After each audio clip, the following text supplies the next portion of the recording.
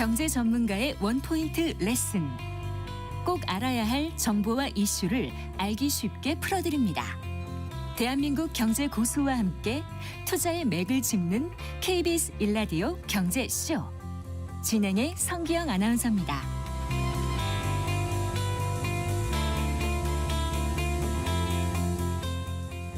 4시 17분입니다. 지난해 한강 작가로 노벨상 신드롬을 겪기도 했었는데요. 지난해에 비해서 올해는 좀 비교적 노벨상이 조용히 지나가는 듯합니다.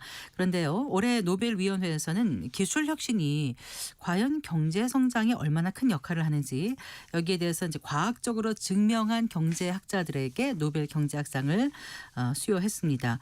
자, 왜 올해 이 시점에 혁신에 대해서 주목했는지, 노벨 경제학상이 이 저성장에 빠진 우리 한국 경제에 어떤 화두를 던지고 있는지 생각해보는 시간 가져보겠습니다. 김두월 명지대학교 경제학과 교수 스튜디오에 모셨습니다. 반갑습니다. 네, 안녕하십니까? 네. 안녕하세요.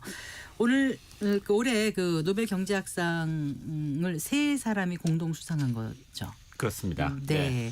어떤 연구를 한 경제학자들이 올해 노벨상을 받았는지 좀 일단 요약을 해주시겠습니까? 예, 방금 전에 말씀해 주신 것처럼 경제 발전에 있어서 가장 핵심적인 요인이라고 할 수 있는 것이 네. 혁신이라고 할 수가 있겠는데, 네. 이 세 명의 경제학자 조엘 모큐, 그다음에 필립 아기용, 피터 하윗, 이 세 사람이 이러한 혁신에 대한 이해를 심화함으로써 네. 어떤 세계의 발전에 기여를 했다라는 공로로 노벨 경제학상을 받게 되었습니다. 네. 미리 예측이 가능하지 않잖아요.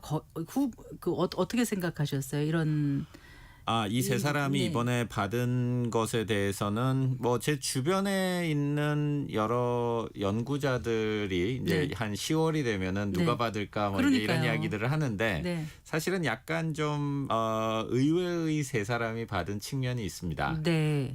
의외의 이유는 뭐 여러 가지가 있는데요. 하나는 이 세 사람 중에 조엘 모큐라고 하는 네. 이 경제학자는 미국 노스웨스턴대 교수죠. 그렇습니다. 네.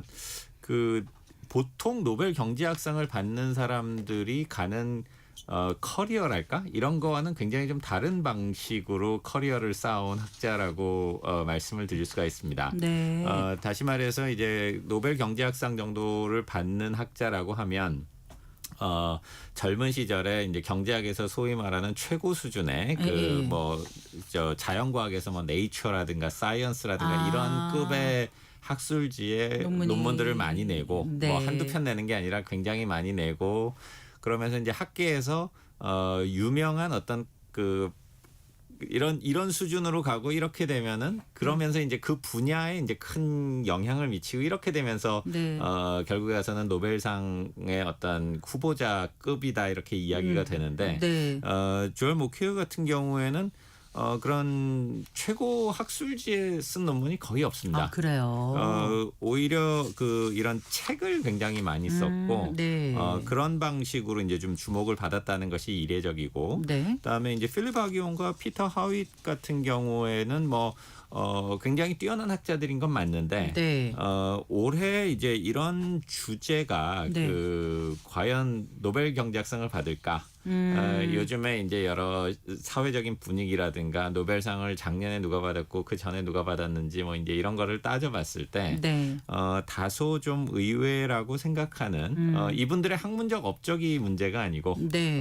그런 이제 배분의 차원에서 조금 사람들이 좀 의외였다는 반응이 좀 있었습니다. 그렇군요. 네. 필립 아기용 프랑스의 콜레주 드 프랑스, 여기는 어떤 기관입니까? 콜레주 드 프랑스는요. 프랑스에서 가장 좋은 대학이라고 볼 수가 있는데 네, 네. 사실은 이제 콜레주 드 프랑스로 간 것은 그렇게 오래되지 않았고요. 아, 필립 아기용 같은 경우에는 박사학위를 한 다음에 굉장히 오랫동안 하버드 대학 교수로 그래요. 근무를 했었습니다. 네. 그다음에 이제 같이 연구를 했던 피터 하윗이 있었던 브라운 대학이라는 곳이 네. 차로 한 1시간에서 2시간 정도 거리에 있는 굉장히 네.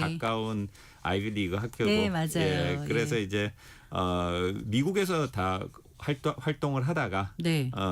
필립 아기용 원래 프랑스 사람인데 최근에 프랑스로 그렇군요. 갔습니다. 고향으로 돌아간 거군요. 네네. 네. 그런데 이제 궁금한 게요.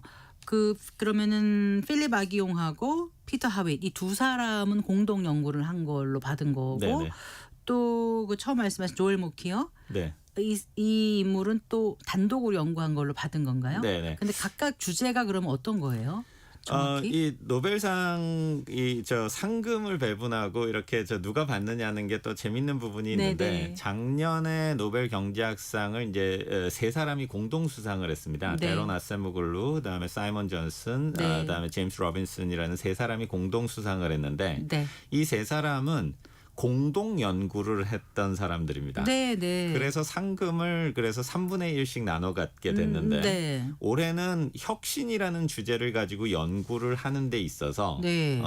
우리가 위원회에서 봤을 때 혁신에 대한 연구를 하는 뭐 대표적인 학자가 네. 뭐 조엘 모키로와 네. 그다음에 아기용과 허윗 이렇게 어떻게 보면 두 사람한테 주는 거죠. 근데 두 팀한테 주는데 두 팀. 한 팀은 한 명이고 한 팀은 두 명이고 그래서 그러면 상금도 이제 조엘 모키가 2분의 1을 받고 네. 나머지 2분의 1을 이제 둘이 아기용과 나눠서 하윗이 나눠서 4분의 1씩 갖는다고? 받는 이런 식으로 나눠 갖게 됐습니다.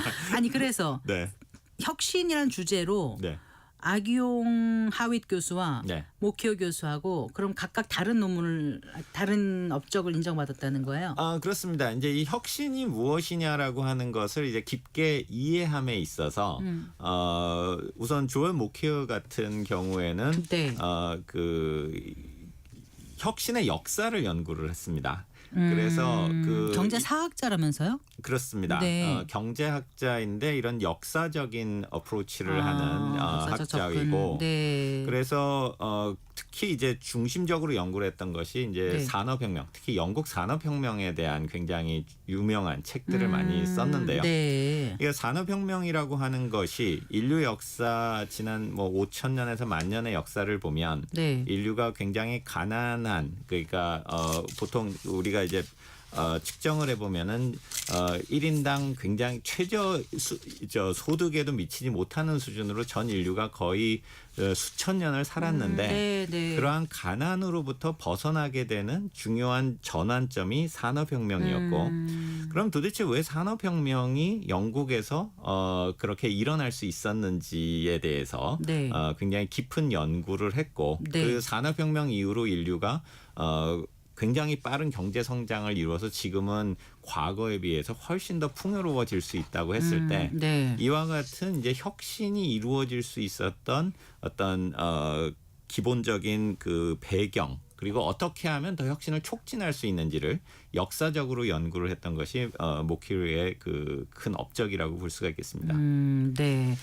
그 2000년대 초반인가 중반부터 그러니까 2000년대, 2010년대 초반까지인가요? 그 혁신이란 단어를 굉장히 많이 썼던 기억이 나거든요. 네, 요즘 오히려 좀 덜 쓰는 것 같기도 한데 네, 네. 갑자기 이렇게 혁신에 이렇게 관심을 갖게 된 게 이유가 무엇일까도 좀 궁금해졌습니다.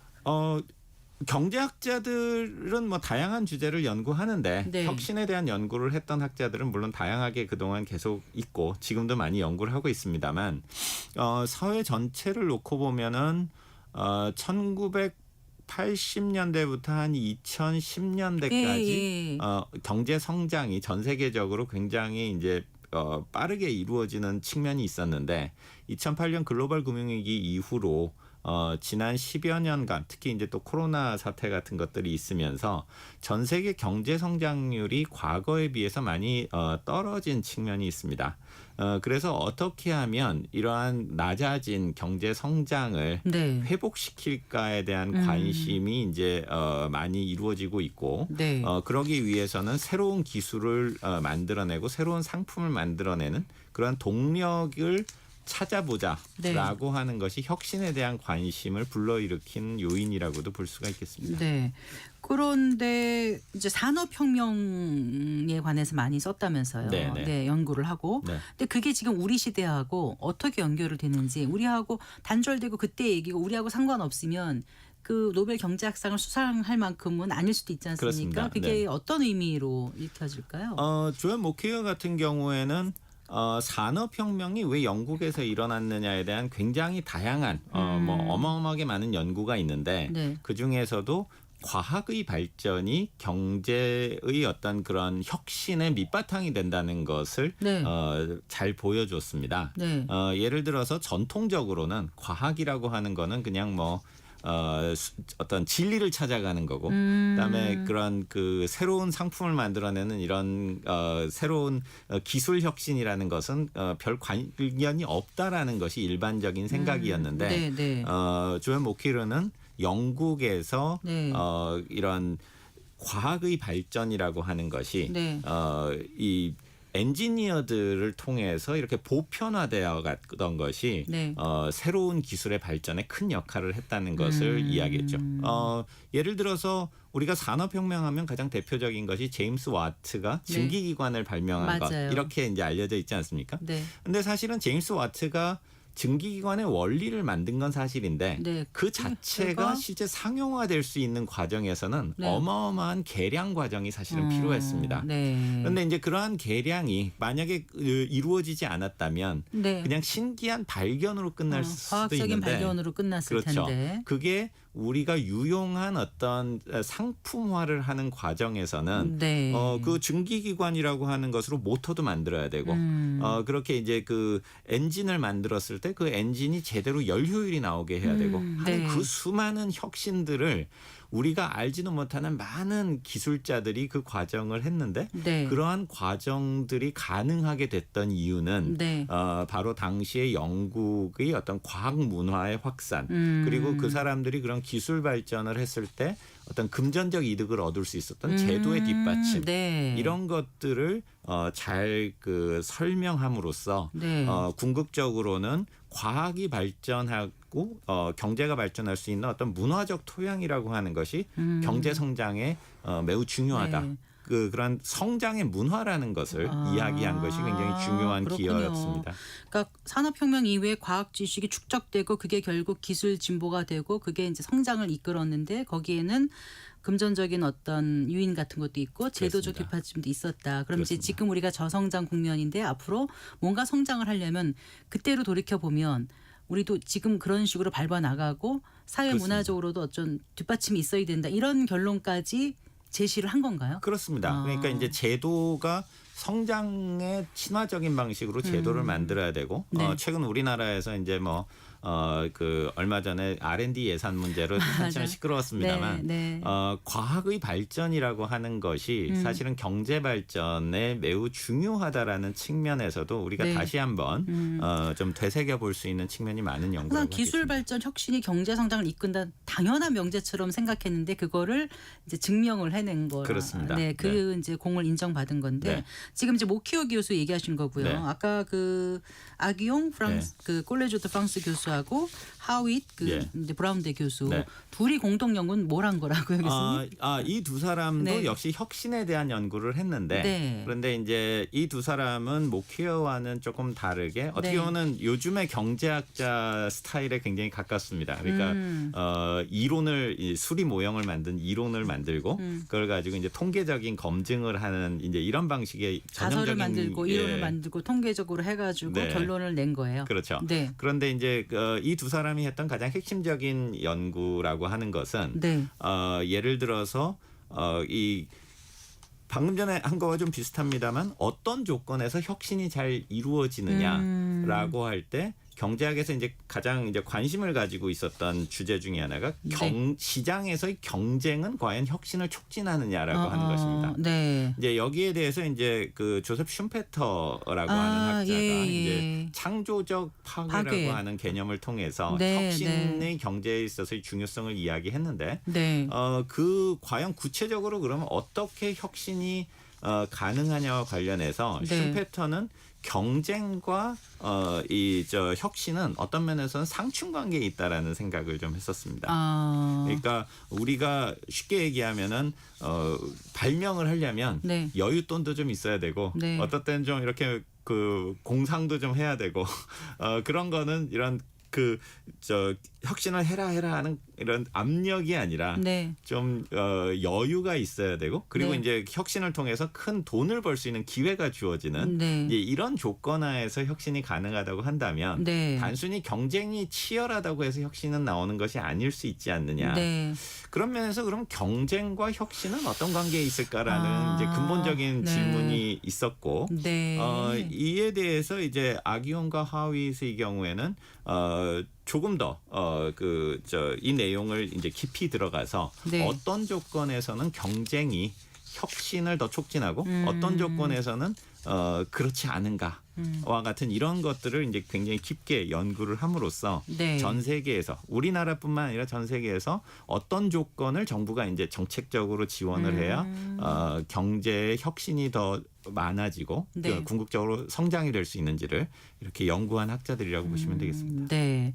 이 시간에 다 소개할 수는 없고요. 그렇습니다. 교수님께서 예. 대충 그 내용은 다 파악을 하셨을 테니까 네네. 지금 이제 창조적 파괴의 수학적 모델을 제시했다고 하는데 네. 그럼 그 모델이 보편타당하게 여러 나라에 지금 적용될 수 있다고 판단을 하셨어요? 그렇습니다. 이런 뭐 수학을 썼느냐 안 썼느냐가 중요한 것은 아니고 네. 이들이 이야기하는 그런 혁신에 대한 네. 엄밀하게 이제 수학이라는 건 도구로서 엄밀하게 어떤 조건에서 예를 들어서 뭐 정부가 우리나라의 경우에도 혁신을 촉진하고 싶다. 네. 그럼 어떤 그 정책을 해야 되는가? 네. 이런 것들이 예를 들어서 우리가 60년대 70년대처럼 저개발국일 때와 네. 그다음에 지금처럼 뭐 세계에서 가장 강한 반도체의 선진국일 때와는 달라질 수 있지 않겠습니까? 네, 네. 이제 그런 어떤 경제의 성장 단계라든가 산업의 어떤 종류 같은 것에 따라서 네. 어떤 식의 이제 정책을 써야 되는지를 연구한 그런 업적이라고 이해를 하시면 되겠습니다. 그러니까 어쨌든 경력이라든가 이런 걸 봤을 때 약간 좀 의외의 면이 있다고 하셨는데 올해 수상자로 이들이 선정된 데는 어떤 이유가 있다고 교수님 보세요? 뭐 노벨 경제학상 수상자들은 뭐 제가 의외라고 한 것은 이분들의 업적에 대한 의문을 제기하는 그 것이 말씀은 아니라 아니었습니다. 아까 이게 말씀하셨고요. 어떤 예. 시기에는 예를 들어서 요즘은 뭐 불평등이 워낙 많은 사람들의 관심이니까 그럼 불평등을 연구한 분들이 받지 않겠느냐. 아니면은 요즘에 이제 도널드 트럼프 대통령 때문에 전 세계 무역이 이제 문제가 되니까 그런 거에 그런 거에 관련돼서. 받을지 않겠느냐. 예. 이런 식의 이제 좀 추론을 하는 네. 분들이 있었는데 그럼에도 불구하고 노벨 경제학상 수상자를 선정하는 위원회에서는 역시 성장의 문제가 네. 지구 전체를 봤을 때 가장 중요하고 그래요. 성장의 원동력으로서 혁신이라는 것이 핵심이라고 봤을 때 그 수많은 훌륭한 학자들 중에서 이 세 사람을 뽑지 않았을까? 뭐 그렇게 네. 짐작을 합니다. 성장하지 않고 인류의 미래가 담보될 수 없다. 뭐 그렇습니다. 그런 생각이 드는데 네. 우리나라 경제에 관한 언급도 있었다면서요? 이 뭐 세 분들은 제가 알기로는 뭐 한국에도 이렇게 방문을 했던 것이 있고 네, 또 이분들이 네. 받으니까 또 우리나라 언론사들에서 당연히 이제 전화를 해서 네. 한국에 대해서 어떻게 생각하느냐 이런 말씀들을 네. 하셨을 텐데 네. 이분들도 그렇고 작년에 노벨 경제학상을 받으신 분들도 그렇지만 이런 분들이 한국에 대해서 보시는 관점은 네. 국내와는 또 굉장히 좀 다른 부분이 있습니다. 우리나라에서는 항상 우리가 늘 뭐가 모자란지 어떻게 하면 좀 더 잘할 수 있는지에 대해서 고민을 하는데 전 세계 그러니까 아프리카도 보고 유럽도 보고 이렇게 남미도 보는 이런 학자들이 눈에서 보면 한국처럼 사실은 잘하고 있는 나라는 드물다라는 그렇게 생각을 표현을 하거든요. 하던가요? 그렇죠. 네. 예. 그래서 한국은 이미 잘하고 있고 여기에서 이제 어떻게 더 잘할지에 대한 여러 가지 고민을 할 필요가 있다라는 이야기를 했는데 저는 그 말로부터 우리가 좀 배워야 될 부분은 있다. 네. 무슨 얘기냐면 우리는 늘 한국 경제는 위기고 곧 망할 상황에 있다라는 식으로 부정적인 생각을 많이 인식을 하죠. 하는데 네. 그런데 이제 모든 경제는 문제가 있고요. 근데 그 문제를 어떻게 해결할 것이냐라고 했을 때는 마치 어떤 사람이 아프다고 그랬을 때 응급실로 갈지 아니면 보약을 먹을지와 같은 판단을 하는 문제를 생각을 해야 되지 않을까 생각을 합니다. 네. 다시 말해서 우리나라 경제는 현재 당장 망할 것 같은 어떤 응급실에 가야 될 응급 조치를 해야 되고 뭐 전기 충격을 줘서 심장을 살려야 될 그런 상태에 있는 것이 아니라 네. 이미 이제 어느 정도 성숙한 경제이기 때문에 가지고 있는 많은 뭐 성인병 같은 것들이 있기 때문에 네. 그런 걸 고치기 위해서는 무엇을 해야 되느냐라는 것을 해야 되는데 사실 만성 성인병이 참 어려운 거거든요. 그렇죠. 근데 현재 우리나라에서 우리나라 경제에 대해서는 자꾸 위기니까 자꾸 극약 처방을 하는 접근을 자꾸 하게 되죠. 네. 근데 그게 오히려 몸에 더 안 좋아지는 예. 이런 식의 접근을 하지 말라는 메시지로 좀 이해하면 어떨까 생각을 합니다. 그래요. 올해 노벨 경제학상 수상자 수상의 어떤 의미에 대해서 잘 설명해 주셔서 이해가 이제 됐는데요. 끝으로 한 말씀만 더 주세요. 이게 우리 경제 어떤 시사점을 주는지, 어떤 화두를 던져준 건지, 우리 정부나 기업들이 어떻게 접근하면은 경제에 좀 더 활력을 불어넣을 수 있을지 그 말씀 좀 부탁드릴게요. 네, 뭐 지금까지 말씀드린 대로 혁신을 하는 경제가 돼야 되고 네. 그러한 정부가 할 수 있는 일은 혁신을 뒷받침해야 되는 거지 정부가 혁신을 할 수는 없다라는 것을 좀 이해를 해야 되지 않을까 생각을 합니다. 예를 들어서 정부가 기업을 이끌어갈 수는 있지만 그리고 어떤 부분에는 정부가 이렇게 지원을 하고 이러면은 경제가 성장할 수도 있지만 정부가 기업들 보고 창조적이 되라라고 명령할 수는 없거든요. 다시 말해서 그런 창조, 혁신 이런 것은 자유로운 기업의 활동, 물론 네. 그건 준법을 전제로 하고 있고 뭐 이런 당연하죠. 것을 하는 네. 것인데 그런 자유로움 속에서 나올 수 있는 어떤 활력이 한국 경제를 더 발전시킬 수 있다라는 그런 면에서 앞으로 그 혁신에 대해서도 정책을 해나가야 되지 않을까 생각을 합니다. 네. 말씀 잘 들었습니다. 고맙습니다. 네, 감사합니다. 감사합니다. 네. 네, 김두월 명지대학교 경제학과 교수와 얘기 나눠봤습니다.